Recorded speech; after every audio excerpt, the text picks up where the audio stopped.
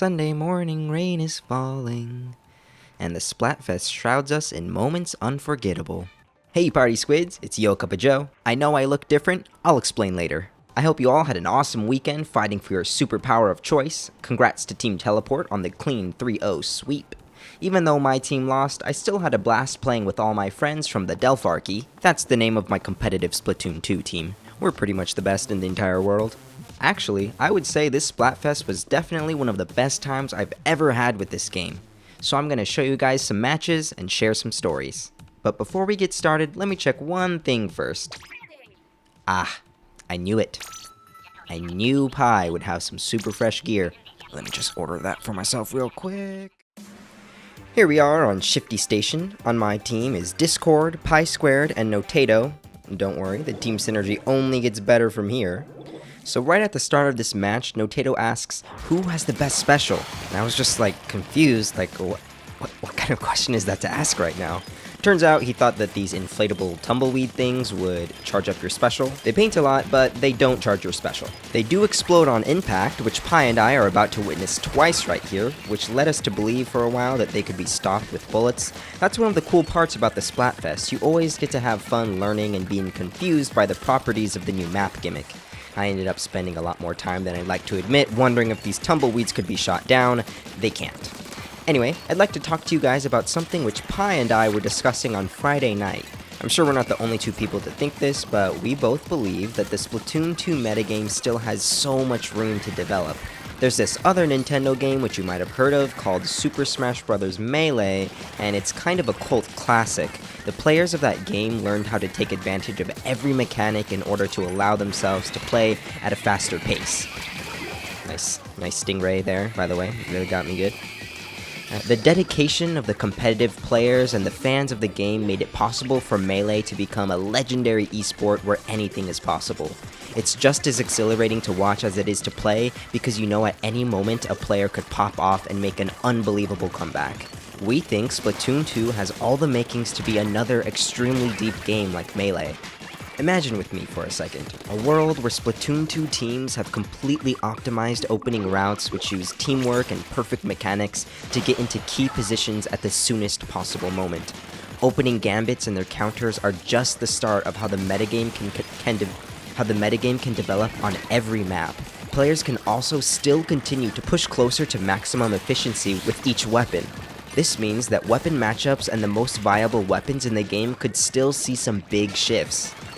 Let's just pretend that somebody figured out that there is a mechanic which can be abused to make the Bloblobber become a perfect counter to the Undercover Brella.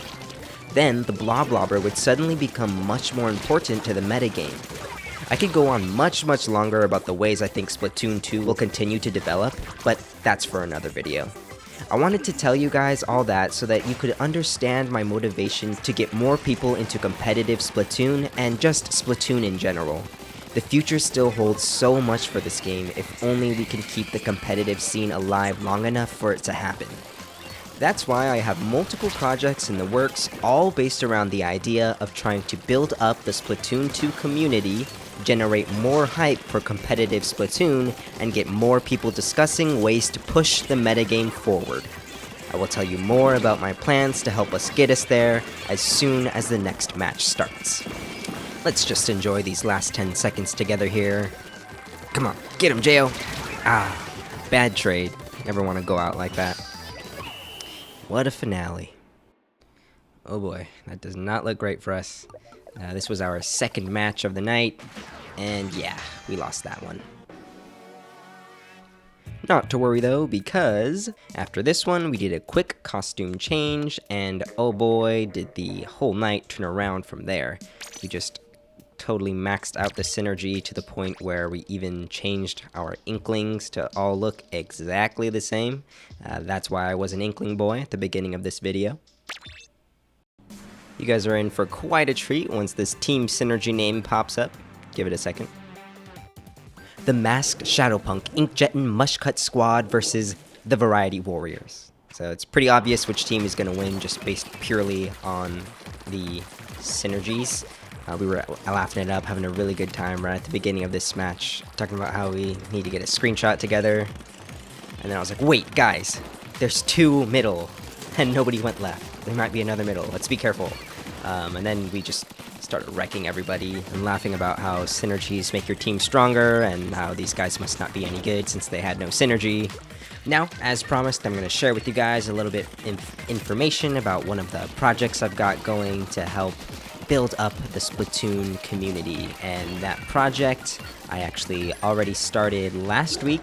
It's called the Splatoon 2 weekly broadcast, and it's going to be a weekly show that I do on YouTube. It's going to be a place for people to see all of the latest Splatoon 2 news, so things like Splatfest dates, patch notes, or upcoming tournaments. This is to help all of the people who play this game to learn more about all the different things that this game has to offer them.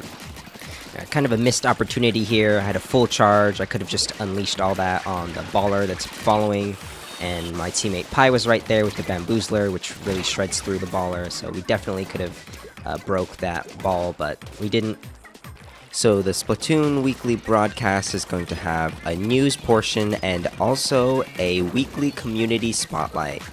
There are tons of places all over Discord, Twitter, Twitch, YouTube, where people get together to play the game, talk about the game, and share artwork or knowledge. The purpose of the community spotlight would be to point out some of these communities to people so that we can get more people engaging with Splatoon on a deeper level outside of the game. No matter who you are, I'm sure there's a community out there that's perfect for you, has what you're looking for. I just want to help you guys find that place where you can finally call it home. And the last thing that I want to be doing with the Splatoon weekly broadcast is analyzing tournament matches and highlights from that week. Speaking of highlights, you're about to see some really good teamwork from the Delpharchy here. Enemy Stingray incoming, Notato takes it out, then we get 2 more kills together. Here comes Discord to get the final kill. Oh snap! Can we get an instant replay on the field? You're about to see Notato get that quick first Stingray kill. Then we get 2 more together. Here comes Discord. She dives through the Slosher Slosh, climbs up the tiniest little sliver of brown ink, and gets the kill. Wait, it wasn't a direct though. So when we're watching tournament highlights, it might be something like that. I've got a whole lot of other ideas just for that portion of the show. I really just want to get more people to care about how the game is developing at the absolute highest level of play. The episodes are going to be recorded live on my YouTube channel. Next episode airs on Thursday at 6 p.m. Eastern Time. Audience interaction is going to be part of the show, so try to be there live and have your Switch handy so that you can be in the video. Also, 10x Battle hype! On to the next topic for this video, and we really are just going and going. I would like to address some of the naysayers who think Splatoon 2 is dying. Some people look at the state that Splatoon 2 is in and they see that Splatfests are ending. We probably don't have very many patches left to go, if any at all. One competitive Splatoon 2 team sponsored by Ghost Gaming is now gone because their contract ended and it didn't get re-upped. I get it, I see how it can look like Splatoon 2 is dying, but let me tell you guys about something which I saw on Twitter yesterday. There are some Salmon Run players who are so dedicated to getting better at their job that they push themselves to collect every single egg from every single boss that spawns in a match. Even at hazard level max, where the bosses and waves are as hard as they can possibly be. You can bet that these players are pushing for maximum efficiency when it comes to attacking and moving with their weapon. And players have been doing this with no audience since Splatoon 2 came out. And that team that used to be sponsored by Ghost Gaming, they're still playing together. They weren't in it for the sponsorship. Many of the players who are dedicated to this game don't care who's watching, and they don't even care if they're getting paid. They just want to keep pushing the game forward. And they will continue to do that in private battles and scrimmages long after the scene dies down. And I think it's this ferocious dedication of the players that's going to keep the game alive. It's going to allow people to see what Splatoon 2 has to offer as an esport. There is one thing which could completely kill Splatoon 2, and it's Splatoon 3 for the Nintendo Switch. I'll share some thoughts about that with you guys in the next match, but first I just want to show off this epic finale we had right here. Notato just saved me from the guy on my right, and then he saves me again with the burst bomb. Thanks, Notato. And now I get to use my inkjet right in front of their spawn, just keeping this assault going. Didn't get any kills, but there's one inkjet followed by another with this team. This guy doesn't even know where I'm gonna land because there are too many inkjet markers. So we got that guy, but there are 2 more coming around this corner. Discord saves me from one, I save Discord from the other. Perfect coordination right there. Now we just get to push up towards their spawn platform. These poor squids can't even leave their base. They're just getting massacred. 2 down. Now 3 down. Their ink brush abandoned them earlier in this match, so 3, that's a wipe. Now just continuing the cycle. After this match, I think Discord mentioned that there's probably a lot of squids out there suffering tonight because of teams like us. I think it's okay, you know, it's a Splatfest, they're probably having a blast, but she does have a point, and if any of those people do want to try to get better so they can stop getting wrecked, then they should go onto YouTube and search for my Splatoon 2 Super Fresh Guide. That's just another one of my little projects that I've got going to help build up this Splatoon community and breathe some new life into it.